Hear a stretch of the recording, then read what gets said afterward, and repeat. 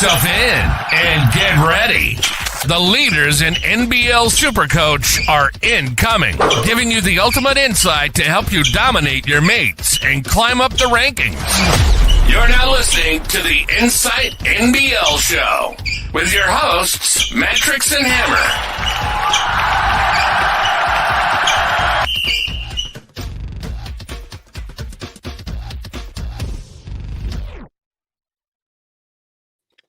Hello and welcome back to the Insight NBL Show. It's launch week, and we're here just 3 days out from the start of the season. As always, we are brought to you by the Standard Squeeze and Ryan from Astute Newstead. You know me, the Matrix. You know Hammer, but today we've got DVG, last year's NBL winner, Supercoach royalty. Mate, how you doing? Boys, thank you so much for having on. Can I just say how weird it is being on this side with you guys doing the show? I spent all of last year watching you guys, hearing you guys mention my name, and look, I finally made it. Right, I'm here on the Inside Fantasy Sports Show with the boys. It's got nothing to do with that shirt you're wearing and the car in your garage, but yeah, look, you made it on this side. Yeah, no, thanks, guys. It's look, I mean, it's I'm sure that any previous champ of any other code will tell you it was a crazy journey. Honestly, so much luck, I'm sure, was involved, but just made a lot of the right decisions at the right times, and obviously really enjoyed it. And yeah, look, it's just been just I still struggle to believe it happened, but yeah, very grateful and really enjoying, now trying to be as active part of the Supercoach community, in and around the place. So yeah. You got anything, Hammer?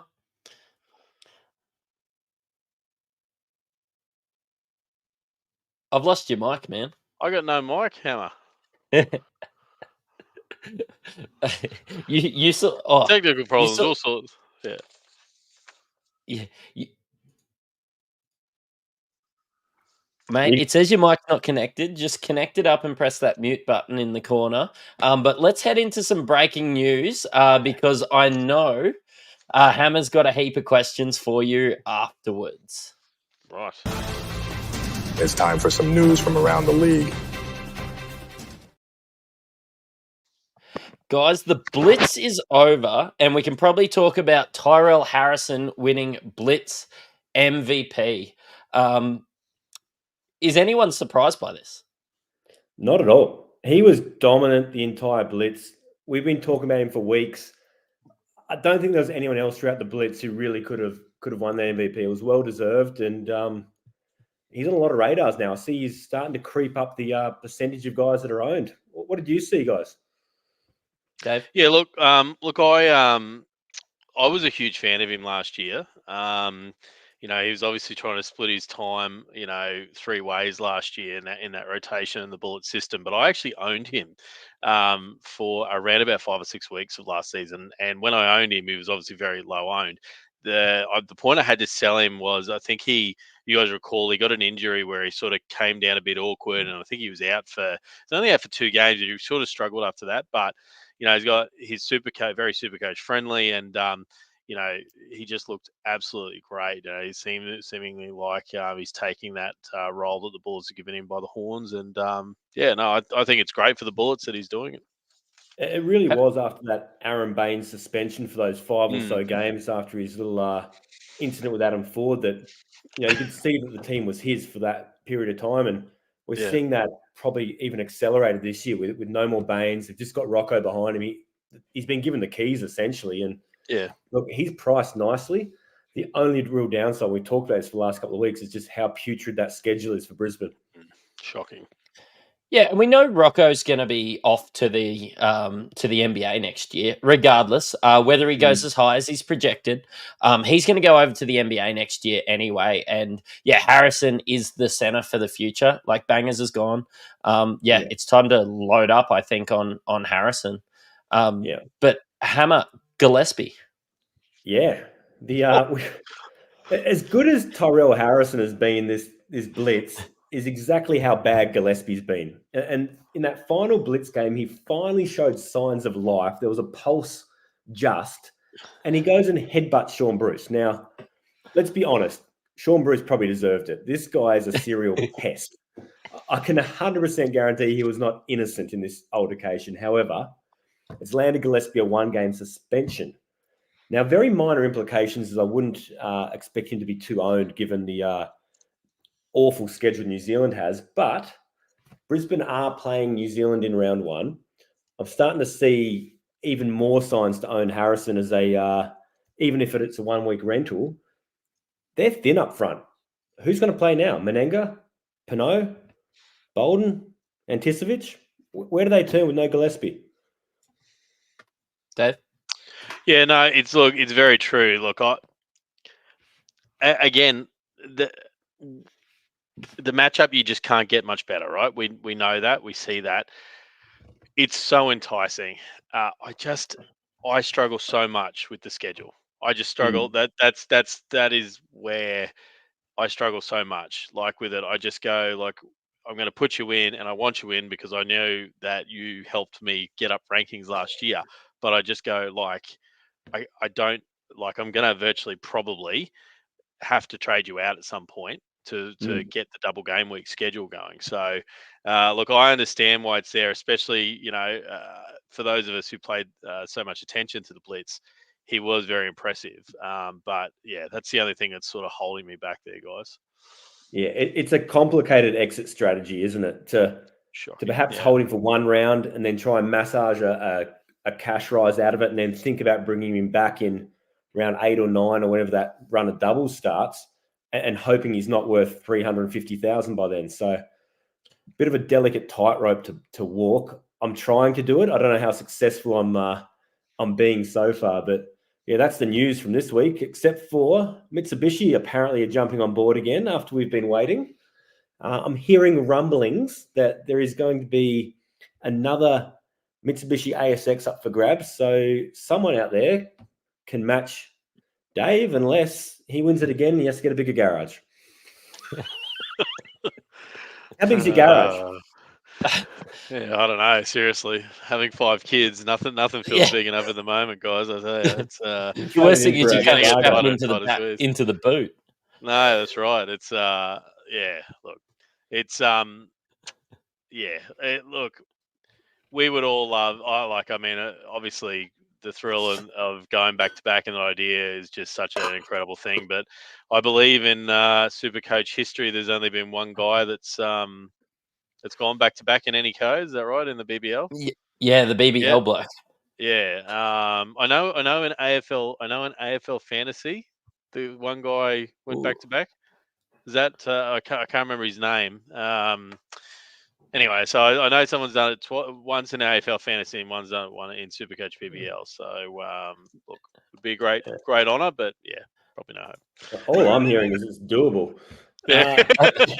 If you've ever talked to me, you've talked to me and all my mates about how excited I was to win my NBA fantasy comp 2 years in a row. There was 12 people in that, so really impressive. So back to back, baby. Yeah, the Molten Size 7. If you want to look it up, the Molten Size 7 NBA fantasy comp, mate. I know Hammer has a few questions for you, but first let's have a bit of a chat about what we're doing over at Patreon. Want to take your Supercoach game to the next level? Inside Fantasy Sports are bringing you exclusive content all year round, such as weekly expert Q&As, team, trade, and captaincy advice, statistical deep dives, priority podcast questions, and tons more. So what are you waiting for? Get full access to the experts. Go to patreon.com/Insight Fantasy Sports and subscribe to Insight Unlimited today.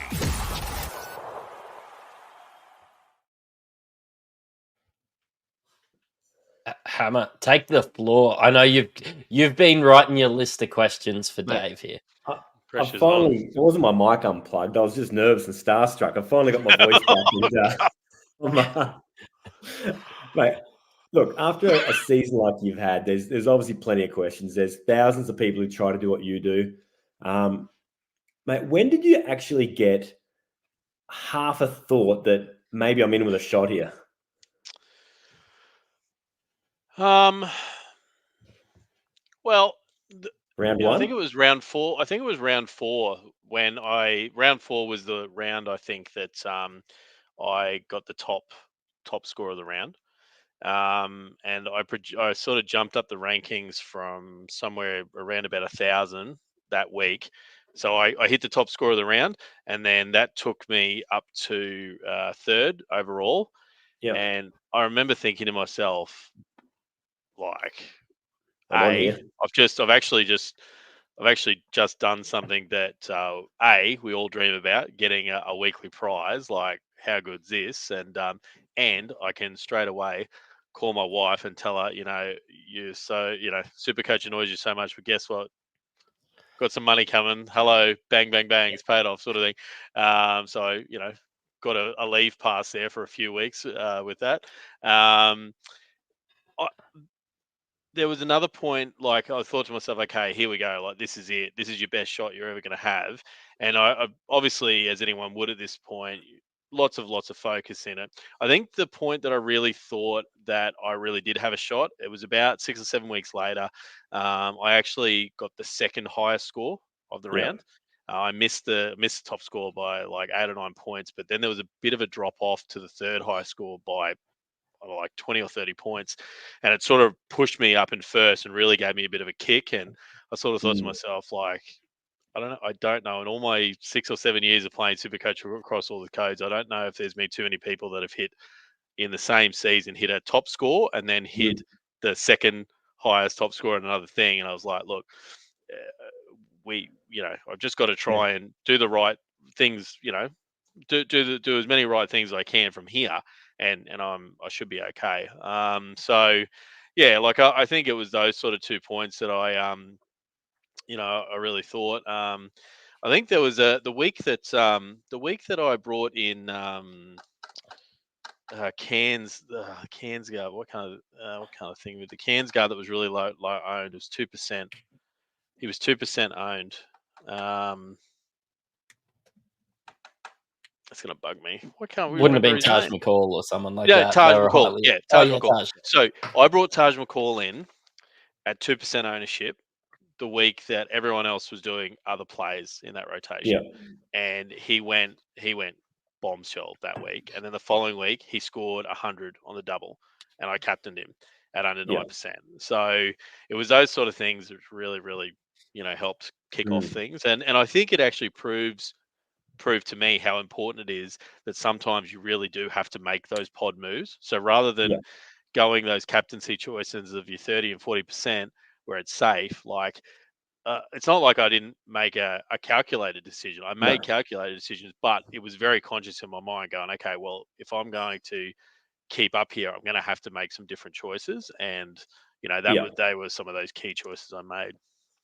100%. And sometimes it's better to be lucky than good. You make these calculated decisions. I know, I think it was the last year of fantasy. I finished 15th overall, and I just kept getting kissed on the dick. Where every time COVID closed the border, it seemed to fuck everyone but me. Yeah. I rode Mooney to the moon and back. It was.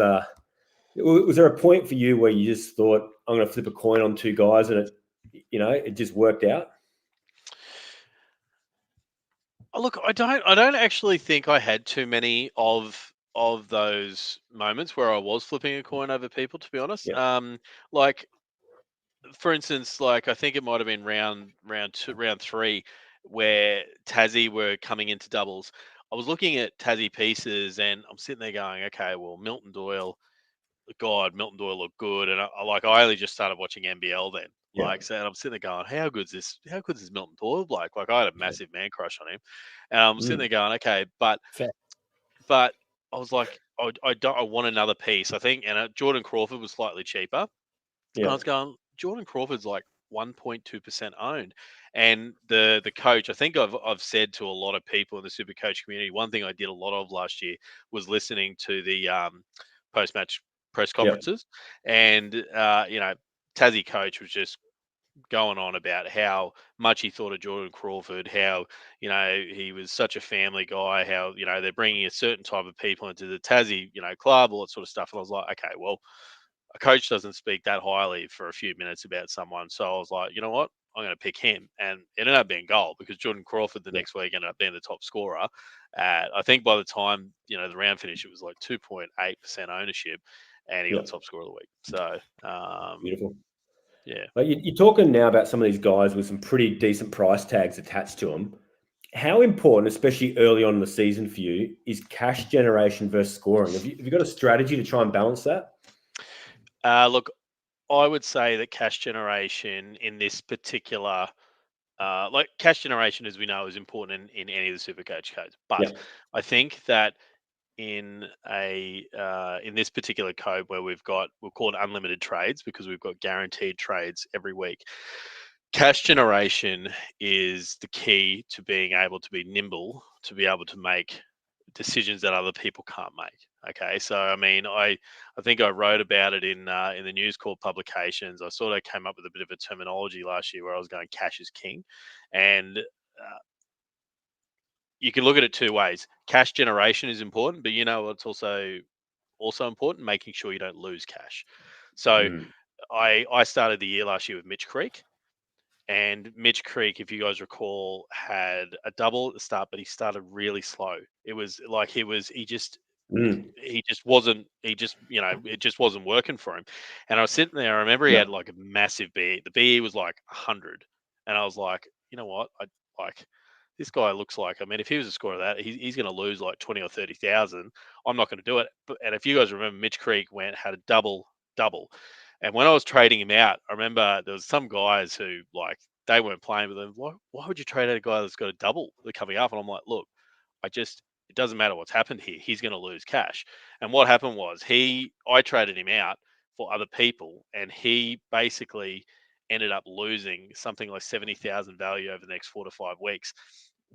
By trading him out, I flipped him to other people that ended up making a significant amount of money. Now that paid off in a big way because I think by the time round 5 or 6 hit, I had, the second highest salary cap, in the competition. And I had significantly more money than a lot of people in the top 10. Like I'm talking I think my salary cap at some point was like 250,000 more than 8th, 9th, and 10th, which is, a pretty big advantage because you can sit there and go, I could literally pick whoever I wanted. So we got to think to ourselves, okay, we always want points. If we don't get points, we're going to be too far behind. But because we've got all these trades, if you can sit there and go, okay, at least one of my trades per week is going to be focused on cash. Now, whether that's protecting some cash by making sure you're not losing cash, like if someone's got injured or someone whatever, you trade them out, or by finding one that's got a low BE, we bring in.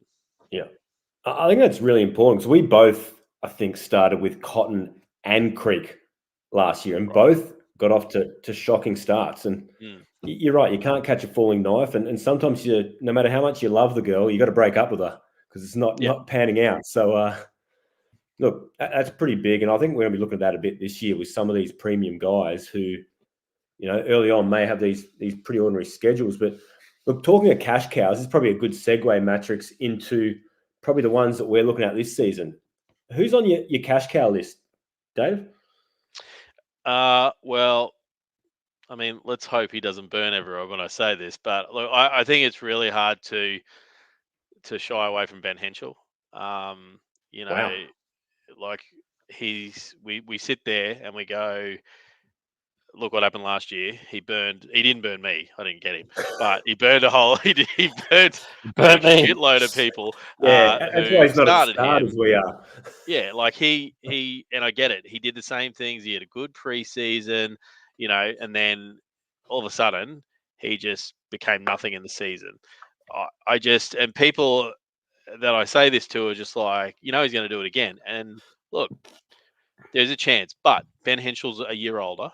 He's a year older, and I tell you, seeing him, he looks great. And I was fortunate enough to see him in the flesh at the Blitz on Thursday. I took the kids along to the Blitz, and he just looked great. I was just sitting there going, okay, like at 69,000, we're going to need pieces.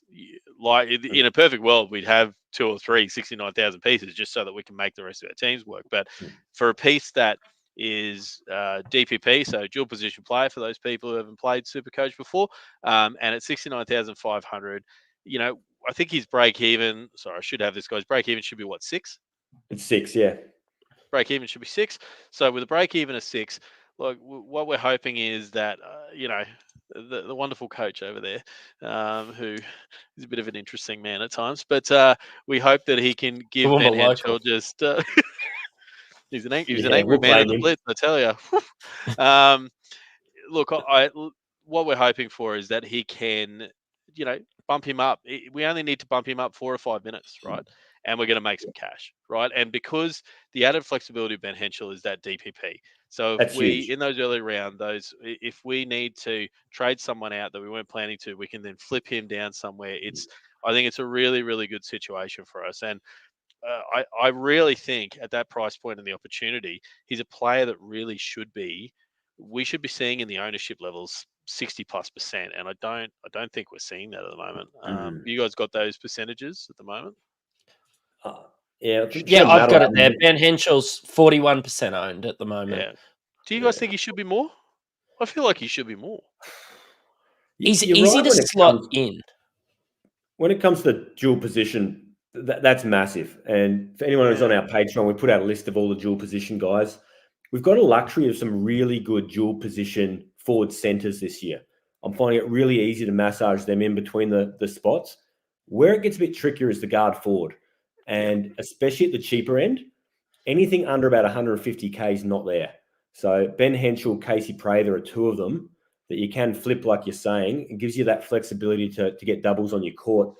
I'm really torn on him. I've had him in and out of my squad, probably just because of the trauma from last year. But PTSD. I've got PTSD from Ben Henschel. And look, the way I reason it too is John really, I don't know if he's read the rule book and realizes you can sub, but Bryce Cotton is going to play 37 and a half minutes a game. Yep. Mm-hmm. You're going to have Ty Webster playing 25. So between the two guard positions, there's probably 18 minutes up for grabs. How they get split is what I really want to see. And the worst thing for me from Perth's preseason is I don't think we really got a true indication of what their lineups will look. There was always someone missing. Yeah. Yeah. And look, I totally get it. Mate, it's probably I'm gonna lump these two guys together, the boys from Illawarra.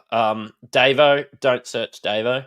Davo Hickey and Lockie Ulbrich, Pidgeotto there. I just think at 110K or 106K for Davo Hickey, they're just guys that we're expecting to get points. Davo Hickey had a tremendous NBL 1, had a really good NBL Blitz season, and I just think there's the pathway for this guy to be the sixth man, possibly even the sixth man of the year. The coach loves him. He was kind of not even in the rotation, and then Tatum's come in, and Davo Hickey's earned his spot.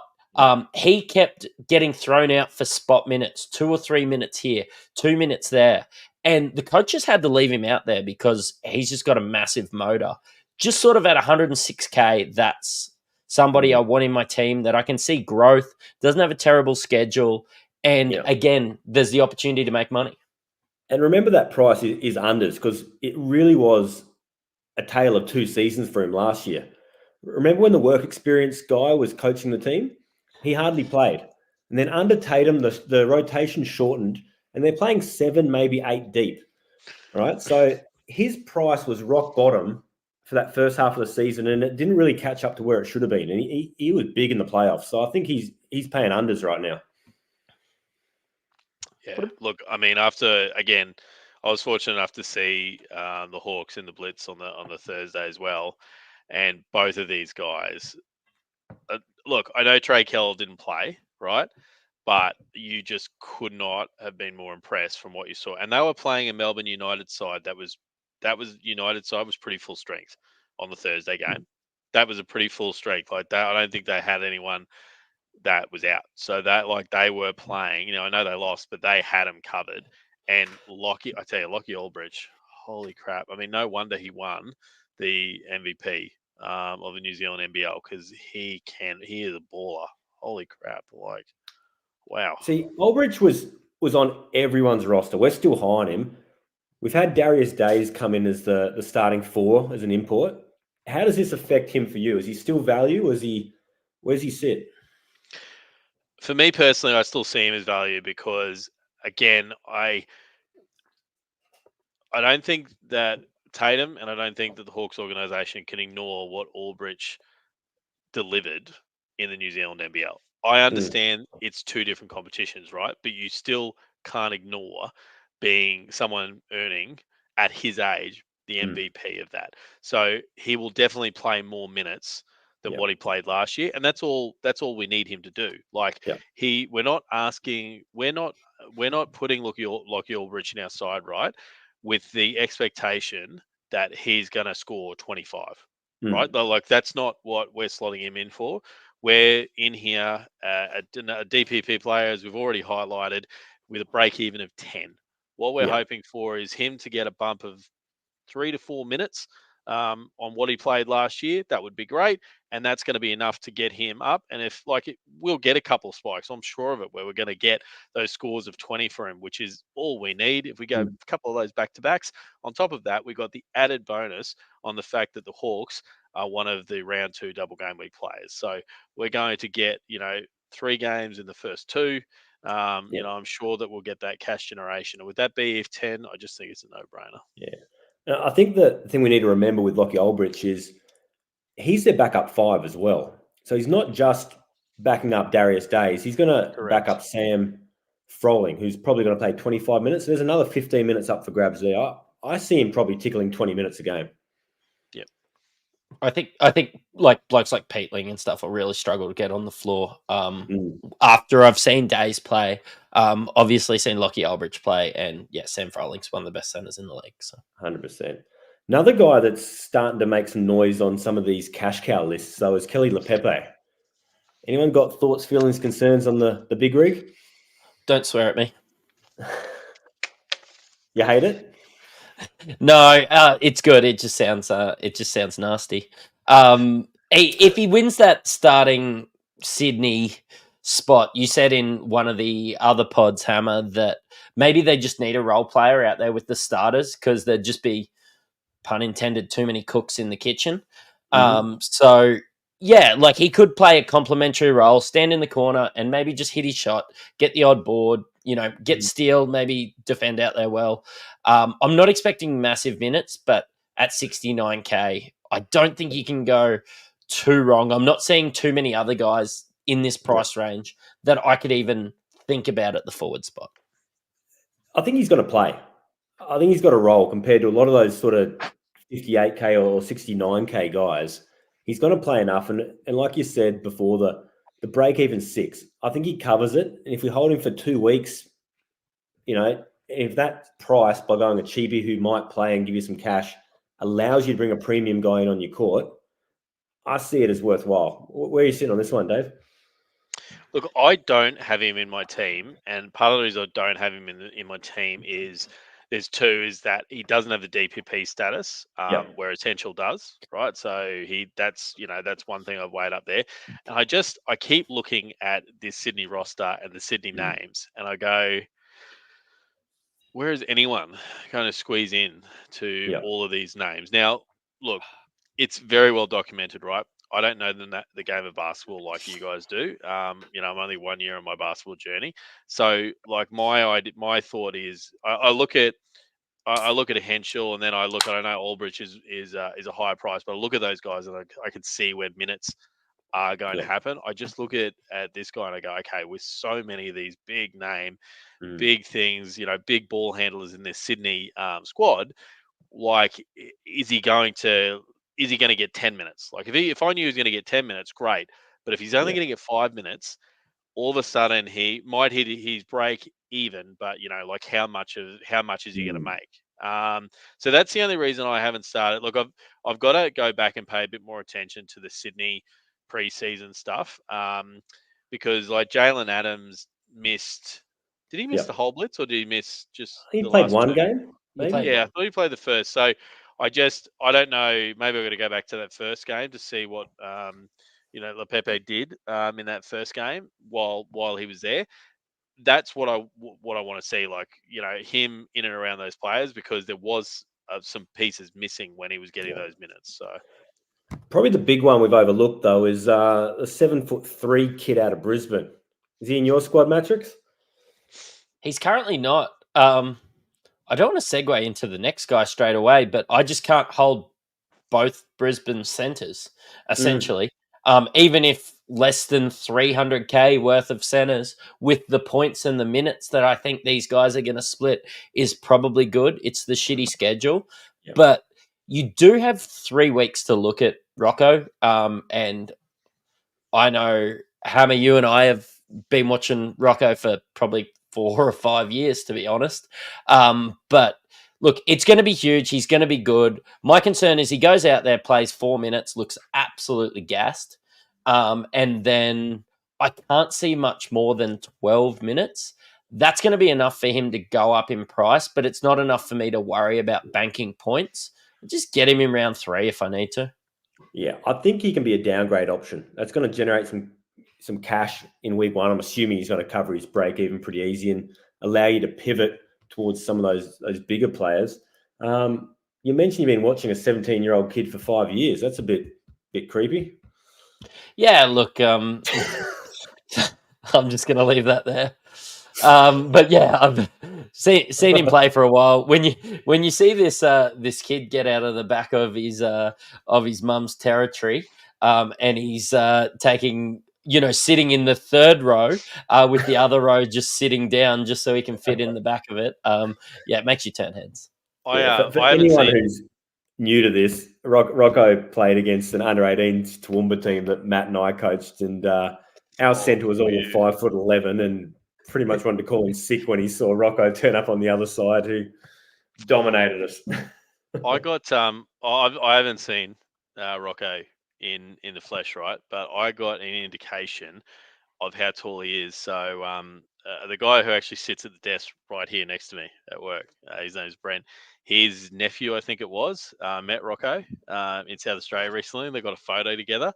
And I've seen a photo of this kid next to Brent, and then I've seen a photo of kid next, and I was like, what the hell is going on? I said, how tall is this person? I was like, holy crap. I just could not believe it. I was just like, that is insane how tall he is. That is just absolutely mental. No wonder he's on the NBA radar. Holy crap. Like, for sure. Wow.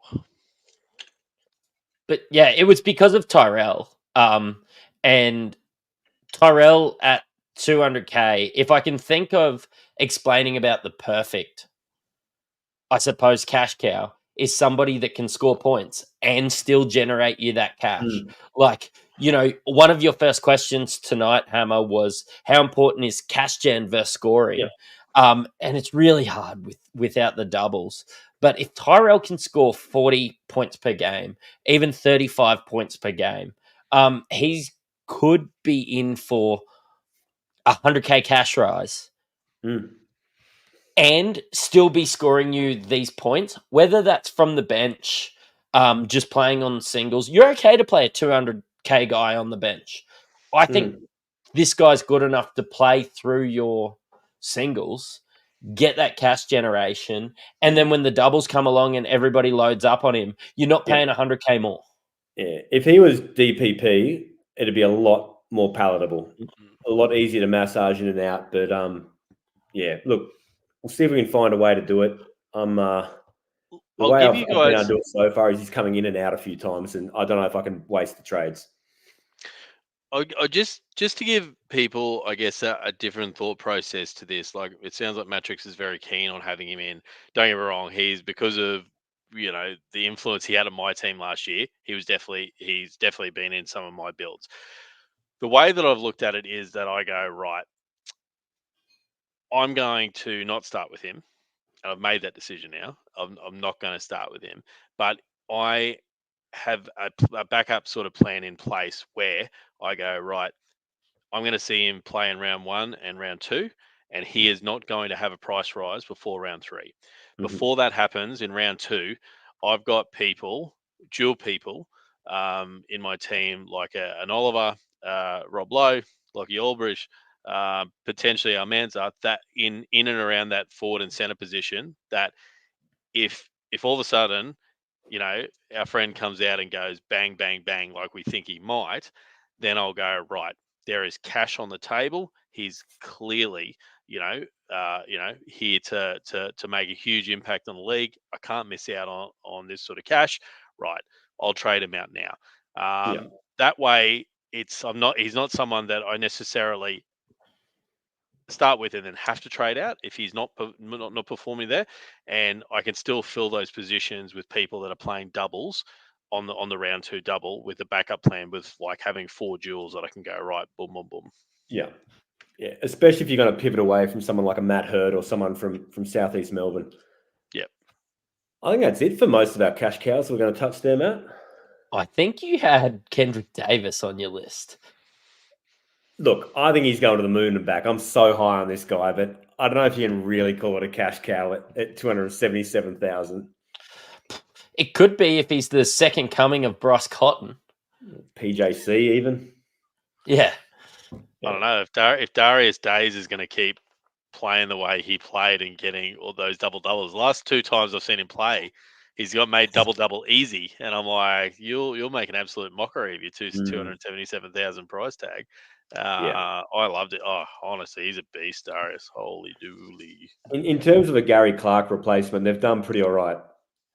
Oh, they've done great. They've done, and they were really patient. They were really patient. It's not they were like, let's wait for the perfect opportunity. Like it, rather than going out there, they waited. All of a sudden, we were going, are you guys going to ever get someone? And then all of a sudden, we go, who's this? That was the guy that did a double-double in the overseas game. And I was like, wow, okay. And then he comes in first game of the Blitz, and he looked like he was in second gear.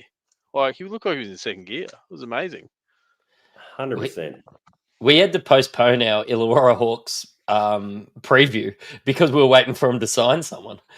Yeah. That's how late it was. Yeah.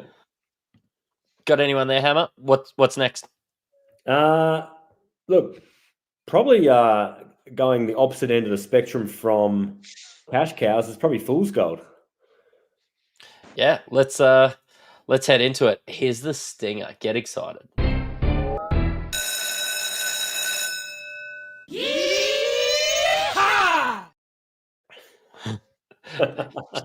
Thanks, Brano. He's played a few too many pokies with Where's the Gold there. He's very familiar with the old Bricky's laptop, isn't he? Yeah. Phil's Gold, for those who's new, Hammers came up with it last year, and it's just those people that start to look so good, but maybe there's a reason that you shouldn't get him, or maybe somebody's been out and you've watched it and he's passed the eye test, or you're watching the Supercoach stats out, and it might not be everything that that I suppose meets the eye. So I think today is probably a good one for us all to pick one Fool's Gold. Essentially, all that glitters is not gold, as we found out very quickly last year with Josh Roberts from the Cairns Taipans. Oh God! Hold on, I got never shiver. has been Hold true on. that one hot day does not make a summer. So, look, I'm happy for you guys to lead. Who's your Fool's Gold? All right, Fool's Gold. My problem, Hammer, is mine is very, very similar to yours. Some might even say that it's exactly the same guy. Okay. I want to hear you tell the world why Xavier Cooks should not be 32% owned. Yeah, that's shocking. Look, Dave touched on it before. There are just too many mouths to feed in Sydney. Either they're going to blow it out and they're going to run the bench, or he's just not going to get his touches. There's Cam Oliver looking for the same looks. The biggest thing too is he's priced pretty much off the last time he played in the league. And the last time he played in the league was under the fantasy Supercoach concept. All right. Well, before it was Supercoach, it was fantasy. It had a very different scoring system. It was much friendlier to bigs. All right. So it was 10 points for a double-double instead of 5, 20 points for a triple-double, which he flirted with occasionally. His blocks, his steals, his rebounds were worth a lot more. Offensive rebounds were worth more than defensive rebounds. So the scoring system was a lot friendlier to him. I think now he's playing under a not-so-friendly scoring system, and he's possibly got a reduced role or not the focus.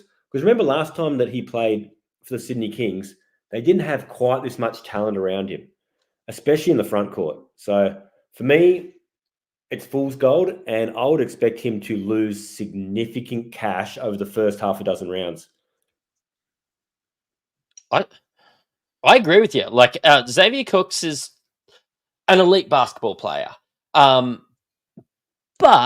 like we're seeing Cam Oliver excel in this lineup. We're seeing Jalen Adams is going to get his. I can't see how that they can have a 360K guy getting his, a 390K guard getting his. They've got all this talent around him. And yeah, it's just, I suppose, maybe too many cooks in the kitchen, unfortunately. Mm-hmm. Who's your fool's gold, Dave? Well, you guys did steal my thunder a little bit, and it's because I actually look. I won't tell you, but you'll be able to read about it in the coming days in some News Corp publications. My thought on Xavier Cooks, look, my fool's gold is someone you're not going to believe that I actually was thinking initially that I was going to start the season with, and it's our friend Delhi. Okay. Matthew Dellavedova. Now, the reason I say that is we all know how simple the Supercoach scoring is, right?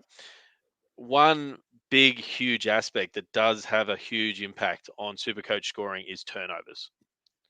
So it's -2, right? The issue is Delhi has just turned the ball over at a ridiculous rate in these preseason games. I understand they're preseason, right? I get it. I understand it's not the real thing. Maybe he switches on more in that, but it's still happening. I think in one of the games he had 6 turnovers. Another game he had 5 turnovers. He had 3 turnovers in limited time. And you look at those other stat lines and you go, okay, his stat lines are pretty good. He got 20 points, he got 4 assists. But all of a sudden, if you have to take -10 off for one of those turnover games, you're paying $312,000, remember? And you're paying that $312,000 similar to what you guys are saying about Xavier Cooks in the Sydney Kings rotation. You're paying that for a bloke in that Melbourne United, rotation that's going to have Jack White that's going to be playing a significant role. Illy's going to be playing a role. Goulding, there's going to be a lot of guys that, are going to be doing that. So at that price point, it's so strange. It was a guy that I was dead set so high on going, oh, look at United fixture. You're going to have the guy, who we just know he does the job. But the turnovers in the preseason just look so bad. And I guess seeing it in the flesh too, seeing it in the flesh and seeing some of those turnovers, it really turned me off. And it's not like he's rusty after having the whole summer or, the off season with the Boomers campaign. They went deep into the finals. He hasn't been sitting around doing nothing. And as sensitive as I get about anyone talking ill of Delhi after, Matrix knows this one well, when him and I combined for 32 points at Nationals. Yeah. Look at that. He scored 32. He probably did. Probably a bit of coffee or something spilled on the box score. I'm going to Melbourne United for my fool's gold as well, and that's Marcus Lee.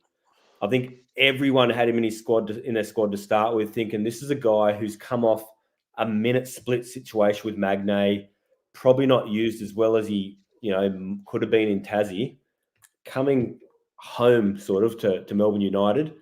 And Rob Lowe started every single preseason game. And at best, it seems like it's going to be a minute split. If not, maybe they just go with Rob Lowe for the shooting to open up the floor for Jack White. So that's my buyers beware. I think it's fool's gold.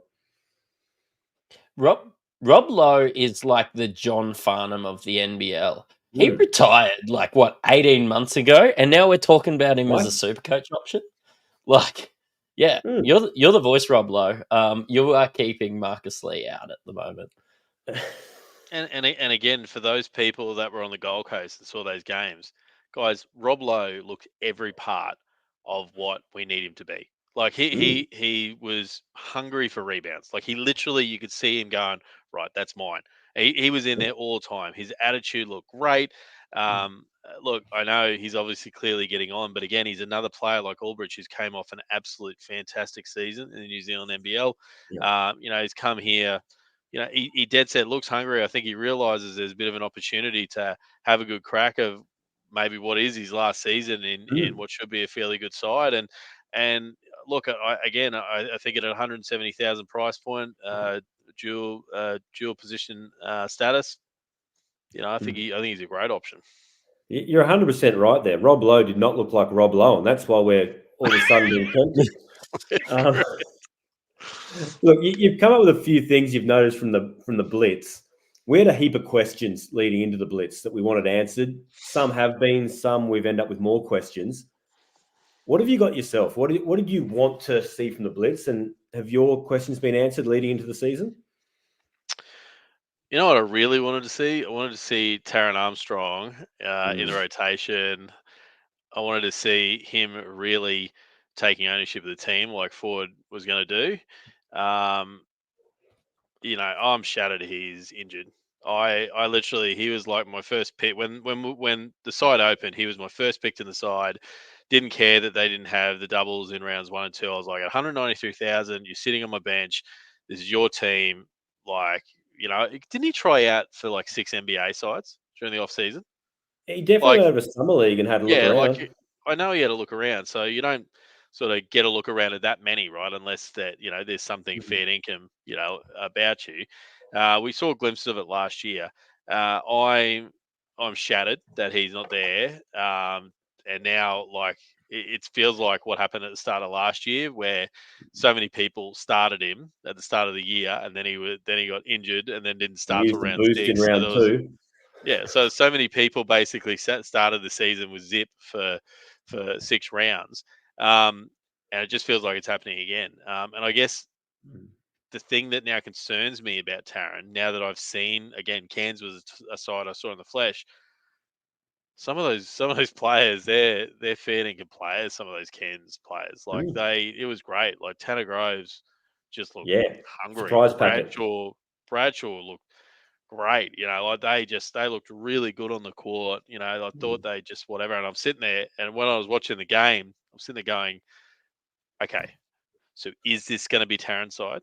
Now that I see how these guys go together, is Taron going to be? I still think Taron is going to be. Like I don't think they throw it all away.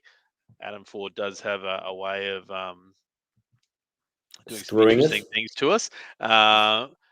But maybe Adam's had a better off season himself. I tell you, Adam Ford, he has lost a heap of weight in the off season. He looked absolutely stacked on the sideline there. Did not recognise him at all. I almost went over and asked him who his personal trainer was, because I need to lose a few kilos myself. He was doing that because he heard Aaron Baines was in the building, so he was trying to look like a different person. trying to look like a tough man on campus. Yeah. So look, that was my biggest thing. Like I just was so massive on Taron, and I was like, I'm having him there at 193,000, and it just very frustrating, because obviously I did my first team reveal in all the publications last week, and bang, the next day injury occurred, so I just had to put a big bomb over my team, and it's all gone along. And you know how many DMs I've got in the last week? How come you, last year's champ? No, like, this is social media. How come you, the last year's champ, put an injured player? Like, you said in your early articles, like I had 3 or 4. I'm sitting there going, guys, like, it says in the open article, I picked the team before the Blitz. It actually says it. Like, but that's social media, right? I got hammered over that article. I was like, the people DMing you didn't realize there was a paper side to newspaper where it takes a little while to go out to all the people reading it. Yeah, look, Matt, you were really high on Armstrong too, and we've probably discussed this at length. We were sort of off him a little bit before the injury, right? Yeah, you were starting to get a bit off him only because, like, I've seen him in the flesh play too, and I just think he, like, this 6'5", springy guy, gets out there, runs the team. I just thought this is perfect. That's the reason why Taj McCall and some of these other guys aren't coming back, because they were ready to give the keys to the city to Armstrong. But with these Cams imports, like, I could see Rob Edwards being, one of those guys that just score really well. I could see us owning him at the back end of the season and paying $350K, and Armstrong has to slide along. Like, there's a lot more question marks than were answered during the blitz for me with three Cairns imports. Where do you rank them 1 to 3? I got Rob Edwards last. I have him second because Armstrong isn't playing. I have him last if Armstrong's not playing. But I just think in the first couple weeks, and you know how 2 weeks turns into 4 weeks in the NBL? Like, everybody's super hopeful that Taryn's coming back. But Rob could make it his team in 3 weeks. If they come out and they are, 3 in their first 4 games, it's going to be hard for Armstrong to come back in. They're paying Rob some money. So, what order have you got him in, Dave? Me, I had Groves as 1. I didn't have Groves at 1 until I saw him play the other night. I just thought he looked great, and I just couldn't escape what I was seeing. So I had Groves as 1, Edwards as 2, and Pedro as 3. Yeah, look, I've definitely got Groves at 1. I think the rebounds, the scoring's there. You can stretch the floor, but for me, it's the assists. He's a great passer for a big man. Yeah, I think there's an extra few points to be had there. I was looking at Tanner's, like, I don't want to rain on your parade, but I was looking at Tanner Grove's stats over in the States, and he was, I suppose, historically a very poor rebounder, which, makes me think maybe the blitz people are going a little bit easier, but this guy's got a point to prove. I don't know if he can sustain those rebounds. I wonder if there's a different, I suppose there's a completely different conversation to be had come round 4 after we see a bit more. Like, I could just, after watching him play, he honestly looks like he could be a 4 rebounds per guy player, because you watched that one game that went deep and Tanner Groves was playing really hard, and I think that was the one that Taryn got injured and everything like that, and he looked like he was out there, but he got like 8 rebounds or 6 rebounds in the last 5 minutes. I could see him as a 4 rebound per guy game, which suddenly makes him not very good value at $277K. One of the other questions I needed answered from the blitz, and this is one that maybe has now been answered, was the Jack McVeigh-sized hole in Tassie. Who was going to come in and fill it? We, in our early pre-blitz sort of discussions, we had Majok Deng coming in almost as must-own. The way it's panned out, the Jack Jumpers really took the piss out of the blitz. We didn't see what was going to go there. They had deep development players lining up. We got a little bit more of a look over at the Intercontinental Cup. It really seems like it's all by committee. I can't get a read on who's going to get the minutes. Is it going to be a share? The only lock I can really think out of any of the bigs is Magnay is going to play more minutes than he did last year. Yeah. What do you think, Dave? Yeah, look,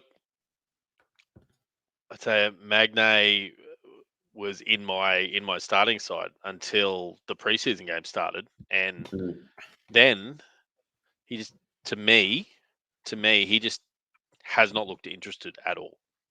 I just have not seen the same desire that I saw in him, and maybe you sort of pointed at, mate, going, they took the piss of all the preseason games, because I just did not see the hunger. I didn't see the want. I didn't see, the aggression that he showed. I just haven't seen it. Now, I haven't seen any of the vision from those international games. I did see it much better stat line.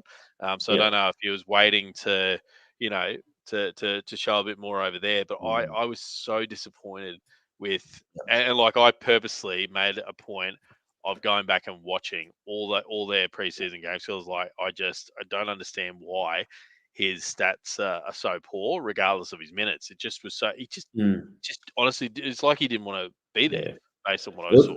Those last international games looked a lot better. Probably playing the sort of minutes we'd expect, sort of a high 20 range. Yep. Gak, interestingly, didn't play, but we know Magnay is a really high points per minute guy. And if he's going from, what did he average last year? Probably around 20, sub 20. If we add an extra 6 or 7 minutes a game this year, I think he's going to have a really high ceiling. Yeah. And it's got to be hard from coming out of the Olympics and defending Nikola Jokic to walking out and, they're throwing Jack Spurgeon. Tyrell Harrison at you. They're throwing Isaac Humphries. And then, preseason is probably going to be taking less precedence for somebody like Magnay, who didn't have an off-season, essentially. Yeah. One of the teams we had a lot of questions with leading into the Blitz, and some have been answered, some haven't, was Adelaide. What did you have going to the Blitz that you needed from Adelaide? I was going to say it would have been nice to see the new signing take the court, but that didn't happen until they happened on Thursday. That signing, yeah. On the Thursday, I think that broke. That we've got a Philadelphia's 76ers player coming over, Montrezl Harrell, who's now active in the game. You can sign him up if you so wish to. That's right. He's $277, correct? New import price, $277 in the game. I think prior to that news, I actually saw the things that I wanted to see out of Adelaide. I wanted to see if Kendrick Davis was the real deal. Wowzers, he looks the real deal. Looks great. I guess the other thing though, like some of those cheapies in that team, in that rotation, I was like, okay, there's real opportunity now that we've got the injury to Jarrell Martin. I was like, okay, well, there is going to be opportunity here in this first 4 or 5 weeks. So I was huge on Nick Marshall. I was like, you know what, this is like your price point, $100,000. You're going to have to play. This is it. Like, bang, you're in. With this news, pretty turned off about it. Yeah. So I almost think Montrezl Harrell could be fool's gold. His game doesn't translate very well to fantasy. Even when he won the Sixth Man of the Year for the NBA, it was. Oh, look, I don't want to rag him out, but it was vibes. He's like, yeah, exactly. And he's a lot bigger than me, even though I've been calling him little at 6'7".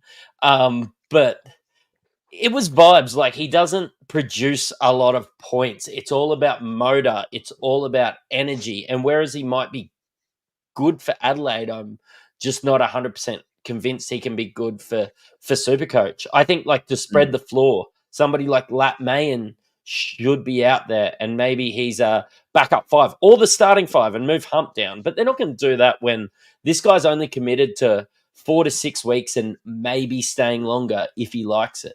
He's coming off an ACL too. We touched on that, though. The fit's not as good as Jarrell Martin, because Jarrell Martin can handle the rock. He can hit the 3 and spaces the floor better for Isaac Humphries. But when we thought Jarrell Martin was still the starting 4-man, we were still having that discussion around the 3 spot. That's the one that's wide open. So we're talking Lat Mayen, Nick Marshall, and Sunday Detch. Now, it seems so far Sunday Detch is getting the go-ahead in that 3 spot, but I've still got a little interest in Nick Marshall. Adelaide coming to the doubles rounds 3 and 4. That's possibly a downgrade that I may look at there to have a look at. Is there any other questions you guys had before we get into question time? I just wanted to back to Tassie for a sec. This isn't actually a question from the Blitz. It was actually a question from the overseas tournament. Now, we saw that Sean McDonald went down with what looks like a fairly significant injury. He looked really dejected carrying off. Again, you guys are, I guess, more of the NBL knowledge base than me. Like, how do you guys think that impacts that Tassie rotation? Because remember, we have lost McVeigh already, so now we could potentially lose another significant piece. Like, where's the opportunity here? Yeah, look, so one man's trash is another man's treasure. There's going to be opportunity through injury. Sean McDonald's the backup point guard. Who's the backup to the backup? Are we just going to see a really heavy rotation with Jordan Crawford, Milton Doyle potentially sliding down to the point guard spot? is this Craig Sword the third import, which I've got a lot of question marks over. I've got him outside of Gillespie as probably one who may be sent home. I don't know what happens there. I think he can defend really well, and I think if you can take, I suppose, some defensive assignments off your Jordan Crawfords and that by throwing your Tarangis and your Swords and blokes like that at him. Yeah, look, I see maybe that happening. Like, Tarangi's been given so many opportunities in the NBL. It can't be Tarangi season, can it?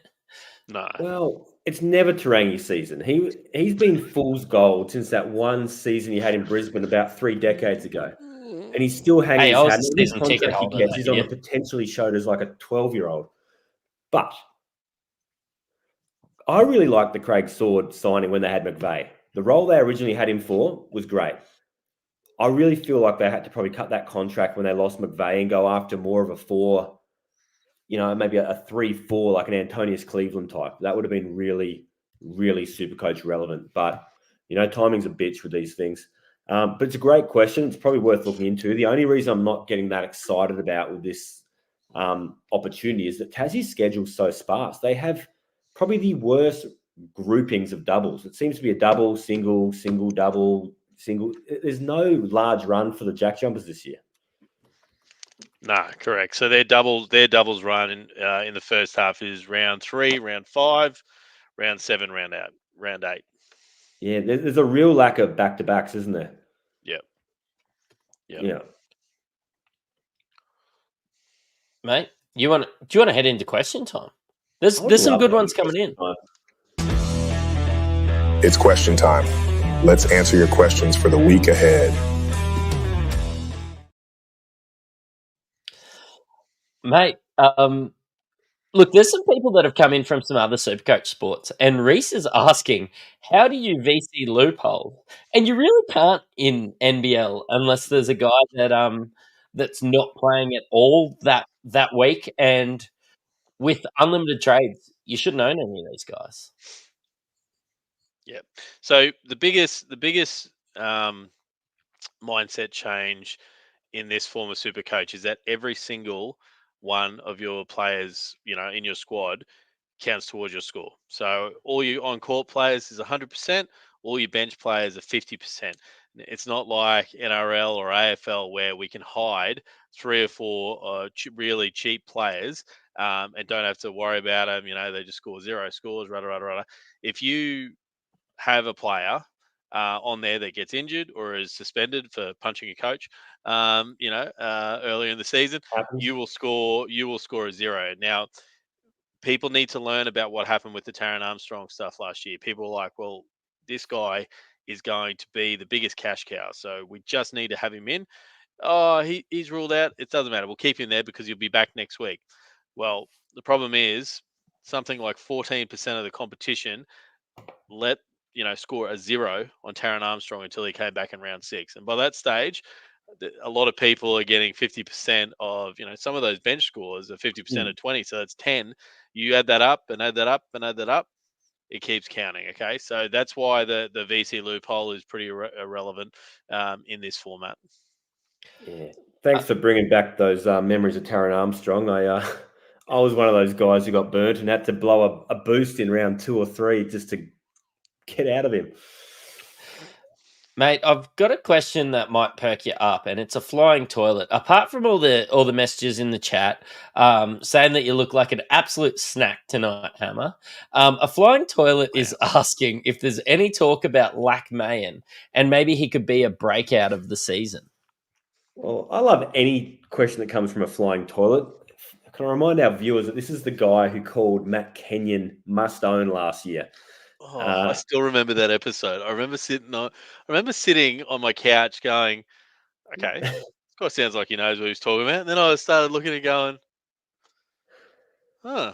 And then isn't it right Matt Kenyon then came out and had a blinder that game?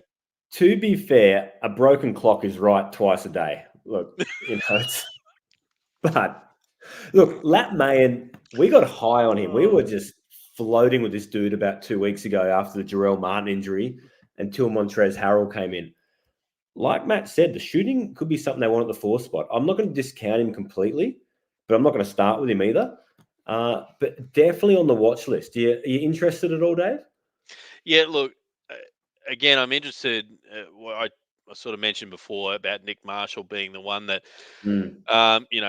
sort of perks my interest in that. Lat Main's in that same conversation in around that Adelaide opportunity, but we've got the benefit of being able to watch that Adelaide rotation to see the impact that Montrezl Harrell has. I don't think Montrezl Harrell is an option, but No. he is going to have an impact on Sure. our other options in that Adelaide rotation. So I think that we just sit and watch what happens in rounds 1 and 2, and then after we do that, we go, okay, what's this Adelaide rotation look like? Are there opportunities? If there are, bang, let's take them. Yeah. And to play devil's advocate, when you're talking Nick Marshall to Lat Mayen is a 3-4, whereas Nick Marshall is probably more of a 2-3.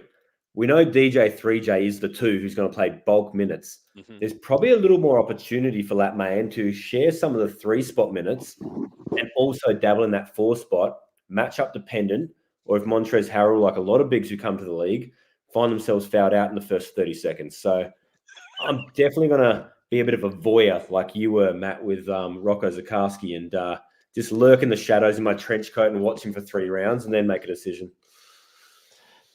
Kendrick Davis is one guy that I'm not going to lurk in the shadows with, but that's Adelaide for you. A hammer again, getting questions, looking like an absolute snack tonight.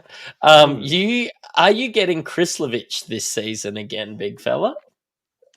Oh, big fella. This guy is saying all the right things. Look, not at this point, although I'll go out here. We're coming up with a predictions, a bit of a crystal ball pod during the week, but I'll give you one for free. I reckon Krislovich is better than he was last year. I think this lack of a big man, Gak seems to be out of favour. I think Krislovich is going to be better, but still irrelevant. Cool. Guys, I had a little bit of a chat. I had my say about Montrezl Harrell. So we might start with Dave on this one. Are you looking at Montrezl, or is it the same sort of mentality as Lat Mayen and stuff? You can just look at him for a couple of weeks. Yeah, no, look, I don't think there's any point in getting someone. He's only just got to the country, coming off an ACL. It's going to be awesome for the league if he comes in and blows it up. That's the best possible scenario for the NBL. Obviously, also best possible case scenario for Adelaide because they are a basket case for club. So they need some good news stories to come through after their tumultuous off season. Look, my brother Ben, I know is watching the show tonight, he'll kill me for potting a Philly player because he's a massive 76ers fan. I just can't. I can't find a way to justify spending that $277 on a guy coming off an ACL that's just arrived in Australia. I just think that the reason why we all have such a watch on it is how he is going to impact the other players that we might have thought that we would be picking out of that Adelaide rotation. Yeah, I'm full Harvey Norman on this one and no interest. Cool. Yeah, for 36 months or round 3. Matt Leaveater is asking, this is a question directly for Dave. Is it true that if you don't win Supercoach this year again, 4 of your kids will eat? He's really funny. Matt Leaveater, he's in the in an NFL fantasy competition with me and Matrix. He's a real comedian, Matt. Hi, mate. Can't wait to meet you, right? No, look, look, it's I ran into Mick Randall, who's the hoops reporter in one of the hoops reporters in Australia, and I had four of my 5 kids at the Blitz with me, and we're just trying to deal with life, right? Trying to have a conversation, network, and trying to watch a basketball or your kids. And I tell you, Mick just stopped for a second. He stopped talking to me, and I was like, "Oh, you're right." He's like, "Mate, how the fuck do you do? Like, how the fuck do you do?" He wasn't. We just stopped and pissed ourselves. He's like, No, seriously. He said, I can't even look after myself. He said, like, how? What? He said, you're like talking to me. He said, you're stopping one going over from my computer over there. You're stopping another one from going to the speaker. And he said, they're all being good kids. But he said, how are you? And I said, oh, mate. I said, should have seen me getting here, like trying to get him out of school, or get him dressed. And yeah, look, I honestly, you know, I don't know how my wife and I do it. Like it's a great journey, but it's busy, and I have no social life. Supercoach is my social life. So when the kids are asleep, I get to chat with the community and all that sort of stuff, and I can't get in trouble for not being in the house, being the dad. So Plenty of worse hobbies to have. that's right. Yeah, it's good to know in the background that you do own a TV, though, Talking mate. of terrible hobbies, Matrix. This just came to me. I was walking through Queen's Park the other day, and they've got medieval reenactment people sword fighting. Oh, do they? Terrible hobbies. The old Craig Anyway, sword. back to your questions. The old Craig sword out there. Yeah. Dysonius is asking, what Melbourne United players do you gents currently own and why? And look, guys, if you don't want to give too much away, don't. Yep. But look, I'm happy to say that if I don't own Shea Illy, I will own Shea Illy in week 2. Jack White could not be more of a lock for me. And I'm intrigued by a Marcus Lee, Rob Lowe, but I might just watch week 1 because they're such a target come week 2. Like we're all talking about these trades we're going to bank for week 3 or Adelaide players in week 4. Honestly, I think week 2, the storyline's going to be what centre are you adding from Melbourne? I've got 2 Melbourne United guys in my squad at the moment and have pretty much been there the whole time along, and that's Shaylee and Jack White. Like Jack White's a bit of a no-brainer. He's almost a free swing. He's that heavily owned that you can't go wrong. He's performing. He's doing well. Shaylee for me has been great. He's had a really awesome off season. He's added some kind of thing that resembles offense to his game. The defensive stat's going to be there, the role's there, and the schedule's there. So that's good. And at 250K, he's come in just under what you're paying for, I'm assuming, the same production. He's going to fit a lot more other guys in my squad. Where are you sitting with United? Yeah, I'm going to start the year with 3 of them, guys. So Jack White, saw him in the flesh, just amazing, dominant. I'm very, very confident that at some point of the year, he'll be well and truly over the $300,000 mark. He's currently at the price point of 232. Just think he just makes sense. Shea Illy, look, I think that he's playing a significant role in that Melbourne offense. I think he'll ultimately take away some of that ball handling from Delhi. With Delhi being the age he is, I think that Illy will come in and take a bit more of that responsibility on that. And I think that you've seen that in the preseason. And the other one I've sort of already touched on was Rob Lowe. I love the fact that he's DPP. I love what he did in the New Zealand NBL. And I love what I saw in the Blitz so far. Look, I think that he is going to have a true minute share with Marcus Lee. So 30,000 cheaper from the Marcus Lee and the DPP status with those doubles in rounds 2 and 3. Very, very happy to have him locked into my side. Guys, NFL Maverick, host of our NFL show, Southeast Melbourne season ticket holder as well, is asking, what do we think of starting with Matt Hurt? And I might go to you first on this one, Dave. Double up with questions. Look, he's not someone that I'm starting with. I understand why people would start with him.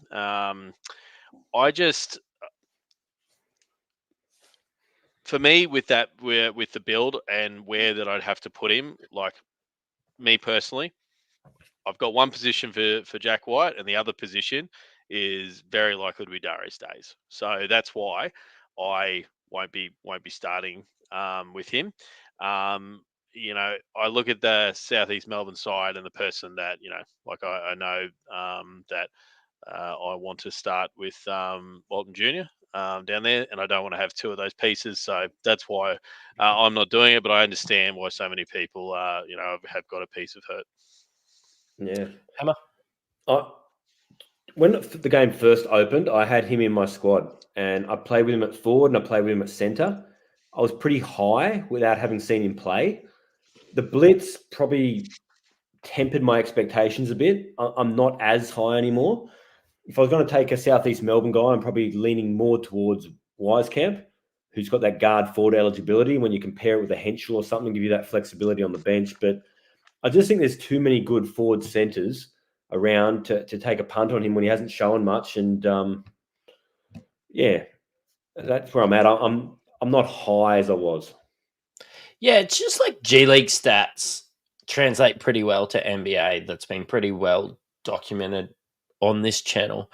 And 17, 6, and 2, does excite me. But Wisekamp was the guy that impressed more in the blitz. He was a guy that I had, and I was not looking at Cam Oliver in any way, shape, or form. But Cam Oliver has actually squirmed his way back into my team, and it's been a direct trade from Hurt to Cam Oliver. So I think despite being on the bench, Cam Oliver has proven to be, I suppose, better dollar for dollar for me than Matt Hurt. If they're going to run a games, I could see myself owning Matt Hurt. I love his game. Being a bit of a Memphis tragic, I had seen him play just the once. I don't know. I was probably sitting there surfing my NBA League Pass.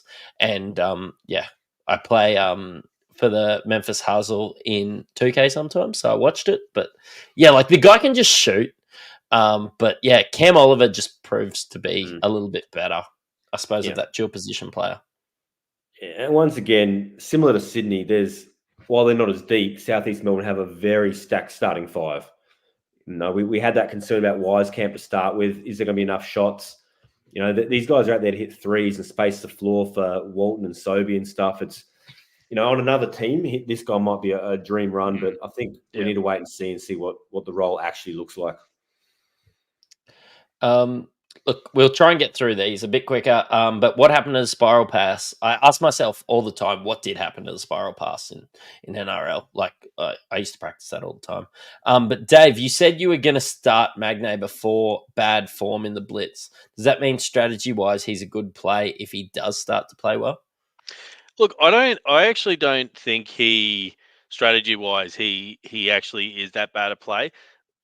It's true what Hammer was saying. Tassie's doesn't have this extremely friendly stretch of double game week players, right?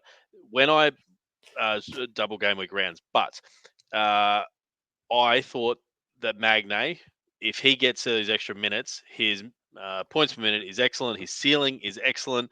If you had someone that a DPP status that could score fairly solidly in rounds 1 and 2, then have a double in round 3, a double in round 5 when there's only one other team in New Zealand on a double, and then 2 in 7 and 8, I thought to myself, you know what?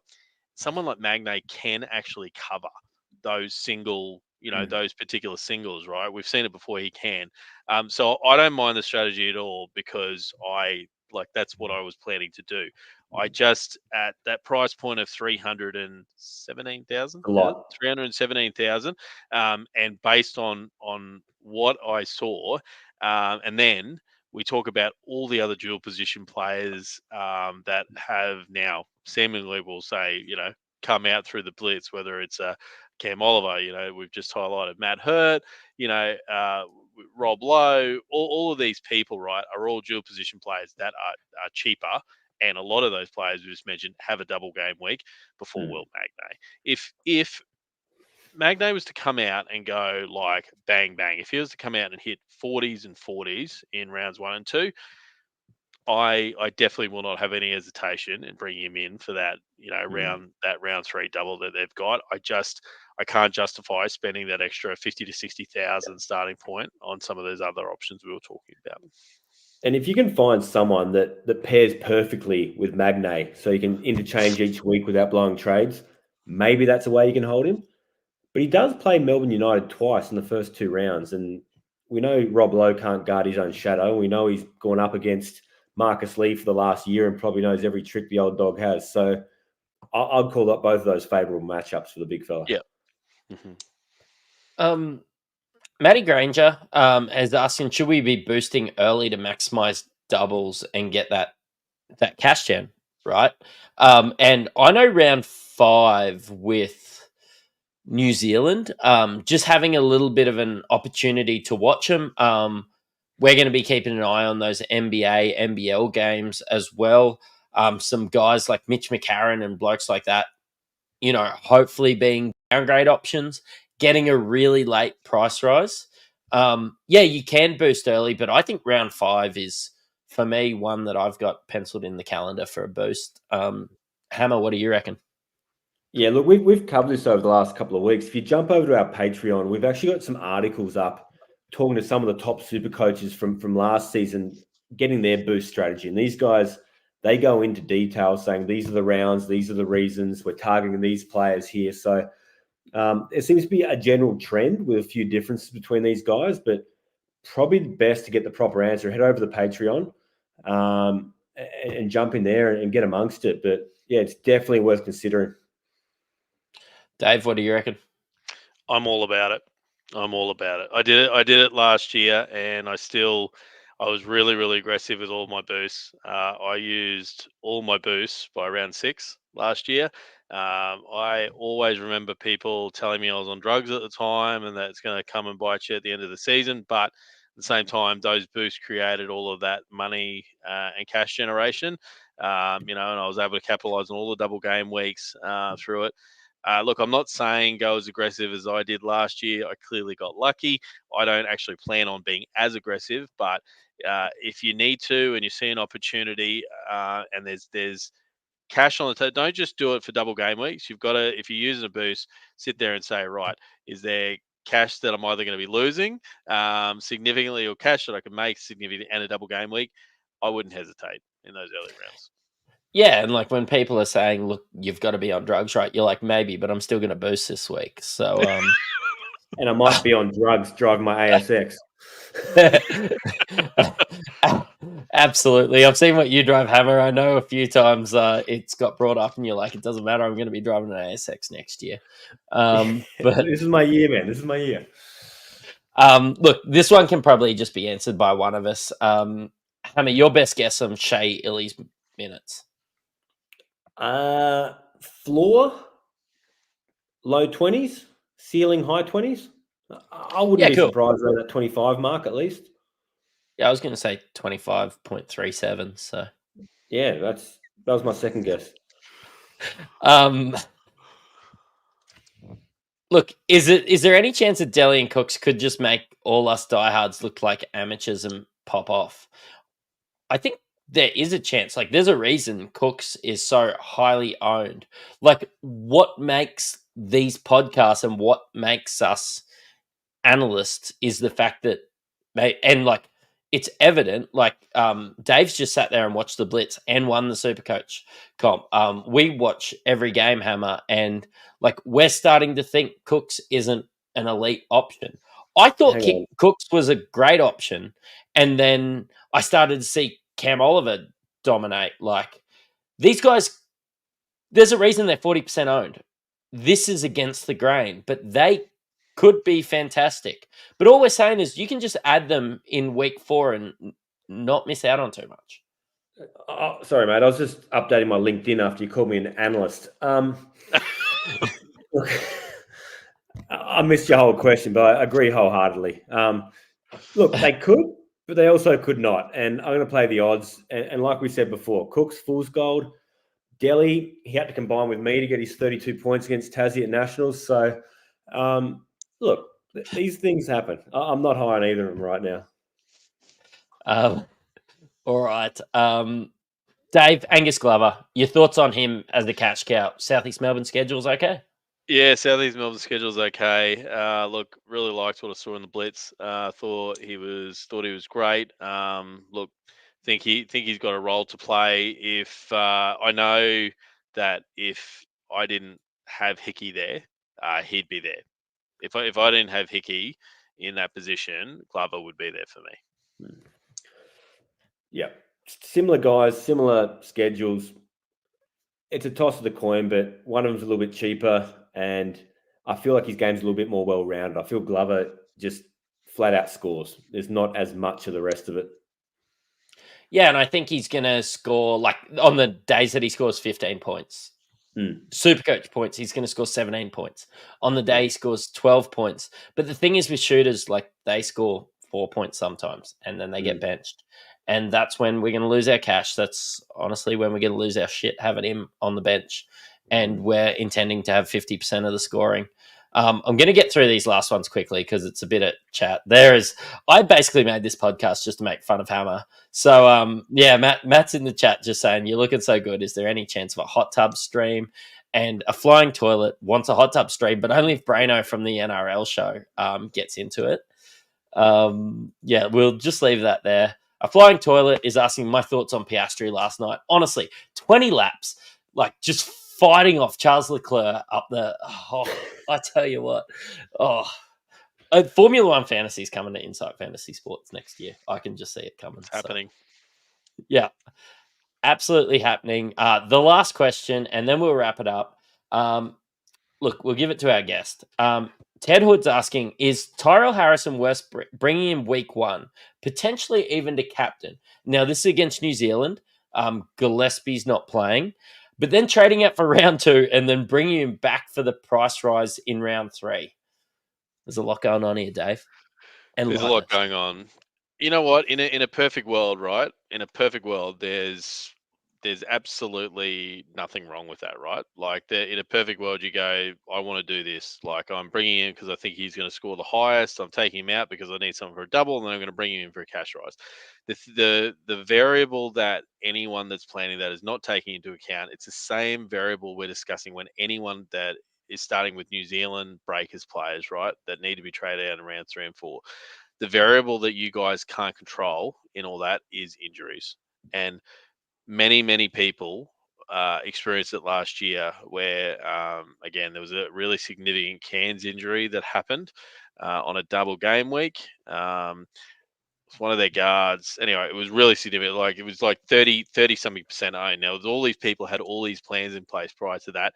And then that injury hit. And then there was another high percentage owned injury. Now, all of a sudden, those people, all of their plans went to shit because they had no choice but to either cop a donut on a player that was worth 300,000, or they had to trade the 2 injured players out. Now, none of us want to cop 2 injuries in week 1. But it's possible that we could cop 2 injuries. And if you're sitting there going, I am going to trade Harrison out for one of these double game weeks, what happens if you cop 2 injuries in week 1? You've always got to count in that while you always got those plans, injuries are going to take its place. And there's only so many trades. And every single person counts towards your score every round. Yeah, no, that's fair. Absolutely. It makes it hard to bank trades. Like, you probably shouldn't draw in trades because anything can happen. Like, you might think Rob Lowe, and then Marcus Lee walks out there and plays 30 minutes, and Rob Lowe was just getting a preseason run, essentially. So, it's hard to draw in trades because if you're the owner of Rob Lowe, you're going to have to trade him on and everything like that. Yeah. I'm not telling people not to plan, right? That's like you have to make plans, right? And all 3 of us in here, and anyone that's playing the game properly, we've all got plans. But it's really, you really have to temper your plans with understanding the importance that if you cop injuries, you will cop zeros. If you've got plans of going, I'm going to bring this person in, then I'm going to trade them out, and they're going to you've got to understand. You've really, outside of Boost, you've only got 2 trades. It's great that we've got trades every week. That's awesome, but they are only 2 trades. So if injuries hit, all of a sudden, if you're leaving yourself short on double game week players when it's there for the taking right now, we can literally know there's double game week players. We can literally plan for it. Let's just take them while they're there. And not only getting on to double game weeks, it's getting off those runs of doubles as well. If you've loaded up on a big stack, like I know last year we had that run of Cairns with, was it 6, 7, 8 double game weeks in a row. Look, schedule's not as stacked this year. There's a lot more variability, but yeah, you've got to be conscious of it. Look, thanks for coming on, Dave. I know we flagged it a bit earlier on. It took a while for you to get on, but yeah, excited to get you on during launch week. Appreciate all the effort that you put in and coming on. I know, it's an hour and a half of valuable time, and you've got a big family to be home with. So yeah, from the bottom of our heart, appreciate you coming on. But yeah, mate, anything you've got to say before we head off? Look, just thanks very much for the opportunity of being able to come on this side of the camera with you guys. I did watch you guys regularly, and thanks to everyone in the Insight community, Insight sports community last year who followed my journey. Thanks to everyone, you guys and Braino, who were so generous in sharing the story behind my team Do It for Jack, and for the donations you've made to Hummingbird House. I really, really appreciate it, and look forward to the banter of the year. And 3 days away, guys. Let's bring on Supercoach NBL. Mate, look, between me and Hammer, we have our team previews happening on Patreon tomorrow, and maybe a dual position, and then we're going to do a live on Wednesday. Just honestly, a preseason wrap up, a season preview, and look, excited for that. But you've listened to an Insight Fantasy Sports podcast. Cheerio.